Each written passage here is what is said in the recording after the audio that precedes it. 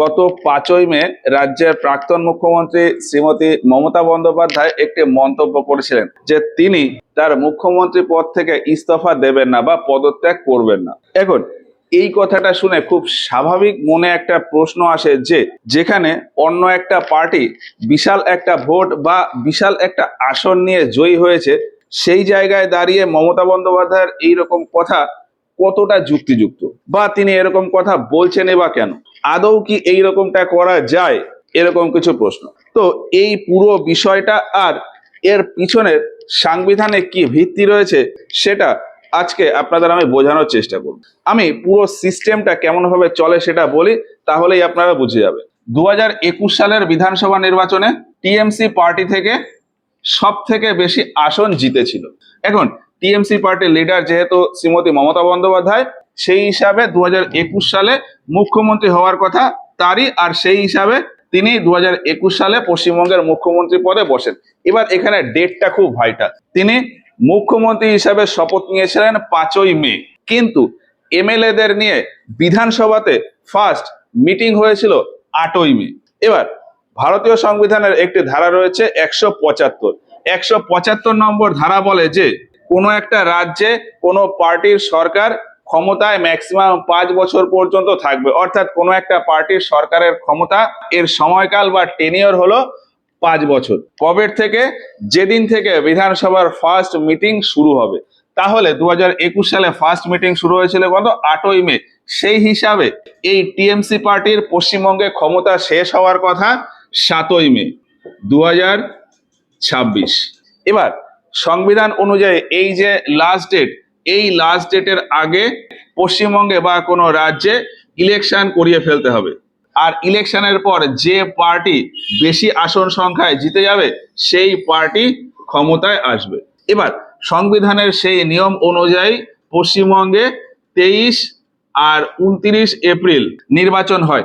তারপর 4 মে ভোটের গণনা হয় এবং সেই গণনায় দেখা যায় যে বিজেপি পার্টি সব থেকে বেশি পরিমাণে আসনে জিতেছে। তাহলে খুব স্বাভাবিকভাবে এই 7 তারিখের পরে মানে 8ই মে 2026 এই তারিখ থেকে বিজেপি পার্টি ক্ষমতায় আসার কথা।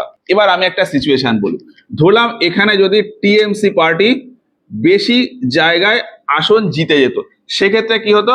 সেক্ষেত্রে এই পার্টির লিডার শ্রীমতী মমতা বন্দ্যোপাধ্যায় এই 7ই মে 2026 এই তারিখে রেজিগনেশন বা পদত্যাগ করে দিতেন, আবার 8ই মে 2026 থেকে পশ্চিমবঙ্গের আবারও মুখ্যমন্ত্রী হিসাবে যোগ দিতেন। কিন্তু যেহেতু টিএমসি পার্টি সেই কাজ করতে পারেনি, বিজেপি পার্টি থেকে বেশি আসন সংখ্যায় জিতেছে, সেই হিসাবে এখানে একটা প্র্যাকটিস, নর্মাল একটা প্র্যাকটিস আছে যে এই যে ভোটের রেজাল্ট কবে বেরিয়েছে 4 মে, তাহলে 5ই মে থেকে এই যে শেষ দিন কবে ছিল 7ই মে, 5ই মে থেকে 7ই মে এই 3 দিনের ভেতর তিনি রাজ্যপালের কাছে যাবেন, গিয়ে তার পদত্যাগপত্র জমা দিয়ে দেবেন। এটা হচ্ছে একটা নর্মাল প্র্যাকটিস। পুরো সিস্টেমটা এইভাবেই চলে। এইবার বলি, এই যে 5 থেকে 7 তারিখ পর্যন্ত টাইম, এর ভেতর আমি কি বলতে পারি যে আমি পদত্যাগ করব না বা আমি ইস্তফা দেব না? পারি। আমার সেই বলার প্রভিশনও রয়েছে। কখন কখন আমি বলতে পারি, এই রকমের সিচুয়েশনের ভেতর আমার যদি মনে হয় যে ইলেকশন ঠিকঠাক ভাবে কন্ডাক্ট হয়নি, ভোটের যে গণনা হয়েছে সেই গণনাও ঠিকঠাক ভাবে হয়নি, অন্য যে বিরোধী পার্টি রয়েছে তারা হয়তো বিশাল একটা প্রভাব খাটিয়ে এই ইলেকশনে কোনো না কোনো কিছু অন্যরকম করেছে, বা এমন কোনো ঘটনা ঘটেছে যার জন্য এই ইলেকশনের রেজাল্ট যা আসার কথা তা আসেনি, আর এই সমস্ত পয়েন্টের রেসপেক্টে যদি আমার কাছে প্রুফ থাকে বা এভিডেন্স থাকে, সেক্ষেত্রে আমি এই এভিডেন্সগুলোকে নিয়ে হাইকোর্টে যেতে পারি এবং আমি বলতে পারি যে আমি রিজাইন দেব না বা পদত্যাগ করব না, যতক্ষণ পর্যন্ত হাইকোর্ট ঠিকঠাক রায় বা সঠিক বিচার না করছে। মমতা বন্দ্যোপাধ্যায় হয়তো ঠিক এই পয়েন্টগুলোর ওপর ভিত্তি করেই ওই রকম মন্তব্য করেছিলেন। তিনি এও বলেছিলেন যে এই সবের বিরুদ্ধে আমরা আইনি পদক্ষেপ নেব। তো আইনি পদক্ষেপ মানে এই হাইকোর্ট বা সুপ্রিম কোর্টে যাওয়ার বিষয়টাকেই বলা হয়। এইবার একটা বিষয় বলি, এই সমস্ত ঘটনার পরেও দেখা যায় যে মমতা ব্যানার্জি 7ই মে রাজ্যপালের কাছে গিয়ে তার ইস্তফা দিয়ে দিয়েছেন, মানে তার পদত্যাগপত্র দিয়ে দিয়েছেন। এখন তিনি যদি 7 তারিখে পদত্যাগপত্র না দিতেন তাহলে কি হতো? এটা বোঝার জন্য আমাদেরকে কন্ডিশন অ্যাপ্লাই করতে হবে। ধরলাম মমতা ব্যানার্জি 7 তারিখে পদত্যাগপত্র না দিয়ে তিনি হাইকোর্টে গেলেন, সেক্ষেত্রে কি হবে? হাইকোর্ট পুরো বিষয়টাকে দেখবে, হাইকোর্ট দেখবে যে তার কাছে কোনো প্রুফ বা এভিডেন্স আছে কিনা। যদি দেখে যে হ্যাঁ সত্যি প্রুফ বা এভিডেন্স আছে, সেক্ষেত্রে এই যে 8ই মে 2026 থেকে নতুন সরকার ক্ষমতায় আসার কথা, সেটাকে হাইকোর্ট পোস্টপোন করে দিত।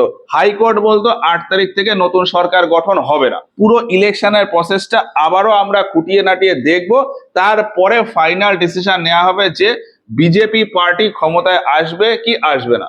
এইবার একটা বিষয় হলো যে নিয়ম মতো 2026 সালের 7ই মে আগের সরকার শেষ হয়ে গেছে, হাইকোর্টের নিয়ম অনুযায়ী 8 তারিখ থেকে নতুন সরকার শুরু হয়নি, তাহলে পশ্চিমবঙ্গের শাসন করবে কে?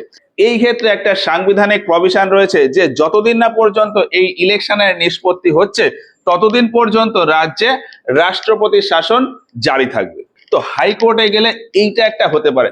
আর আরেকটা কন্ডিশন হতে পারে গভর্নর বা রাজ্যপালের দিক থেকে। সেটা কি? দেখো খুব সিম্পল, সাংবিধানিক ভাবে 7ই মে 2026 এই তারিখে আগের সরকারের বা আগের পার্টির সরকারের ক্ষমতা শেষ হয়ে যাবে, এটুকু ফিক্স।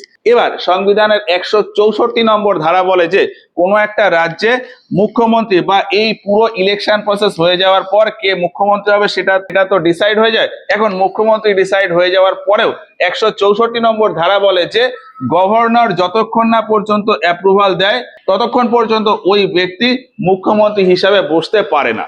এক কথায় 164 নম্বর ধারা অনুযায়ী রাজ্যপাল মুখ্যমন্ত্রীকে নিয়োগ করায়। আর এখানে আরো একটা পয়েন্ট বলা আছে যে মুখ্যমন্ত্রী রাজ্যপালের আদেশ অনুসারে বা নির্দেশ অনুসারেই বসবে, এবং রাজ্যপাল যদি কখনো মনে করে যে যে ওই ব্যক্তিকে মুখ্যমন্ত্রী পদ থেকে সরিয়ে দেওয়া প্রয়োজন, তাহলে সরিয়ে দিতে পারে। এই ক্ষমতা রাজ্যপালের আছে 164 নম্বর ধারা অনুযায়ী। এবার তাহলে এই সিচুয়েশনে কি হবে? 7 তারিখে বিধানসভা ভেঙে যাবে, পার্টির সরকার শেষ হয়ে যাবে। এখন মমতা ব্যানার্জি যদি পদত্যাগ করতে না চান বা তার পদ থেকে ইস্তফা দিতে না চান, সেক্ষেত্রে রাজ্যপাল বা গভর্নর তার ওই 164 নম্বর ধারা প্রয়োগ করে তাকে তার পদ থেকে সরিয়ে দিতে পারে। তো এই পুরো বিষয়টা আশা করে বুঝতে পেরেছেন। এবার এখানে ছোট্ট একটা বিষয় আরো বাকি রয়েছে যে তিনি এই রকম মন্তব্য করেছিলেন কেন। দেখুন, এর পেছনে বিভিন্ন রকম কারণ থাকতে পারে, তবে বড় বড় যে কারণগুলো থাকতে পারে সেটা হলো যে যদি রিজাইন না করে হাইকোর্ট বা সুপ্রিম কোর্টে যাই, সেক্ষেত্রে কিন্তু এই নতুন সরকারটা গঠন ডিলে হয়ে যাবে, ফলে আমি অন্য কোনো পদক্ষেপ নিতে পারবো, সেটা একটা কারণ হতে পারে। আরো একটা কারণ হতে পারে যে পাবলিকের ইমোশন। আমরা হয়তো বিভিন্ন জায়গা থেকে খবর টবর পাচ্ছি যে তিনি তার পদ থেকে ইস্তফা দিয়ে দেবেন এবং তিনি থাকতে পারেন না, কিন্তু এরকম প্রচুর মানুষ আছে যারা কিন্তু এইসব কাগজপত্র বা খবরের কথায় বিশ্বাস করেন না। তারা বিশ্বাস করেন যে তাদের নেত্রী যখন বলছে যে আমি এখনো মুখ্যমন্ত্রী আছে, ফলে তারা তাই বিশ্বাস করে নেয় যে তিনি এখনো মুখ্যমন্ত্রী পদে রয়েছে। এটা পাবলিকের একটা ইমোশন, ফলে এই ইমোশনটাও একটা কারণ হতে পারে। আর আরো একটা কারণ হতে পারে যে পাবলিকের প্রেসার তৈরি করা। দেখুন, এখনো প্রচুর মানুষজন আছে যারা কিন্তু এইরকম সিস্টেম সম্পর্কে কিছুই জানে না। এইরকম নেতৃত্ব যে সমস্ত কথা বলে সেই সমস্ত কথাকে একদম দৃঢ় ভাবে মনে গেঁথে নেয়, ফলে বিভিন্ন রকম কথাবার্তা বলে তাদেরকে দিয়ে যদি ইনডাইরেক্টলি এই সরকার বা প্রশাসনের ওপর একটা প্রেসার দেওয়া যায়, সেক্ষেত্রে এই সিস্টেমটা পাল্টেও যেতে পারে। কারণ রাজ্য বা দেশ গণতান্ত্রিক, পাবলিক যা চাইবে সেই রকমটা হবে। এখন হিউজ পাবলিক দিয়ে যদি প্রেসার ক্রিয়েট করা যায়, সেক্ষেত্রে সিস্টেম চেঞ্জ হয়ে গেলেও যেতে পারে। এই হচ্ছে পুরো বিষয়। এই বিষয়টা নিয়ে আপনাদের কি মনে হয় কমেন্টে জানাবেন।